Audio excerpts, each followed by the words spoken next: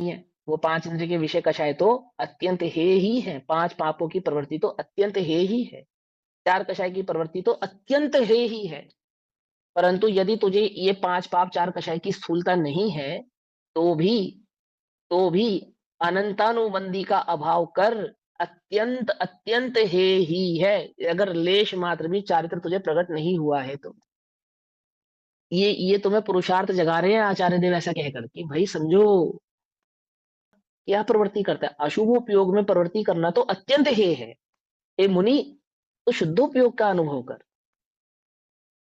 ऐसा कह रहे हैं। और उनको उपदेश देते हुए, जैसे कहते हैं ना बेटी को कहना और बहू को समझाना, ऐसे ही ना कुछ उदाहरण और लोक में कहावत ऐसे ही है। हाँ, बेटी को कहना बहू को समझाना, ऐसे ही साधु को कह रहे हैं अपने, और आप लोगों को भी समझा रहे हैं साथ में। क्या कह रहे हैं? लेश मात्र भी तुम्हें प्रकट नहीं हुआ है तो अत्यंत हे है। सुन लो ये बात ध्यान से तुम। इनके तो प्रकट है, अशुभ में प्रवृत्ति कर रहे हैं इनके तो ये तो अत्यंत ही हे है, साधुओं के लिए तो अत्यंत हे है, कह रहे हैं ना। साथ में उनको भी कह रहे हैं जिनको लेश मात्र भी प्रकट नहीं हुआ। लेश मात्र भी, हमें लेश मात्र तो प्रकट है ना भैया, है या नहीं है? अब ध्यान से समझो।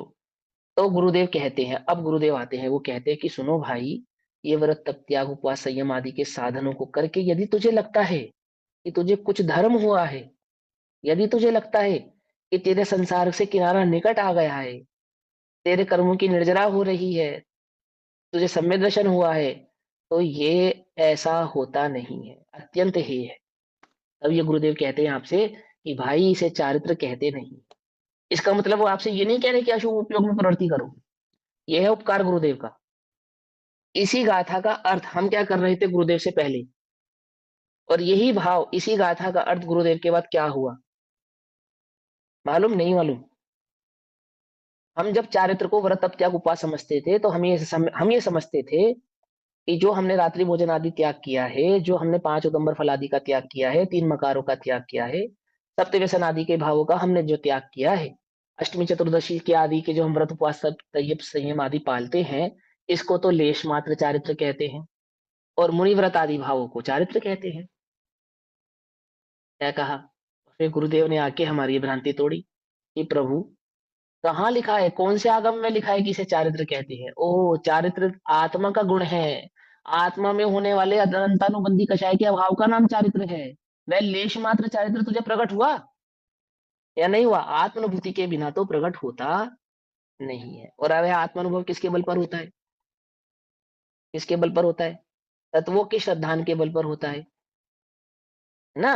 और तत्वों के श्रद्धान क्या है? तुझे तत्वों का श्रद्धान, तत्वों का सिद्धांत तो प्रभु मुझे ऐसा है कि एक नाव है, उसमें एक छेक है, उसमें पानी भरता है, उसका पानी निकाल दो, छेक को बंद कर दो, उस नाव को मोक्ष हो जाता है। ऐसा तो तेरा तत्वों का सिद्धांत था। कुछ बात समझ में ही नहीं आई?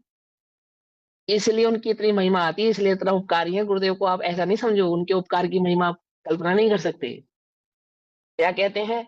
लेश मात्र भी चारित्र प्रकट नहीं हुआ है संसार में, अत्यंत अत्यंत संसार में।